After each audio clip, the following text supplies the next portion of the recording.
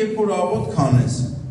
մտիր քո սենյակ եւ դուռդ փակած աղոտ կարա դեպի քո հայրը, որ ծածուկումն է։ Ուրեմն աղոտքը ում է ուղղված։ Մեր հորը, որտեղ է մեր հայրը, ծածուկումն է։ Եվ քո հայրը, որ ծածուկ տեղը տեսնում է, հայտնապես կհատուցանե քեզ։ Եվ աղոտ կանելիս շատախոս մի լինեք, ինչպես հեթանոսները, որտեղ նրանք կարծում են, թե իրան շատ խոսելու համար կլսվեն։ Այս այլ մի կարծրատիպ է, որ շատ շուտվանից կա ու միջև այսօր մարդիկ կարծում են, որ շատ ասեն, որ շատ խոսան,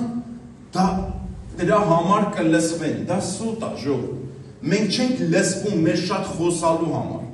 մենք չենք լսվում մեր շատ ասելու համար, դա այդպես հեթանոսներն են մտածում։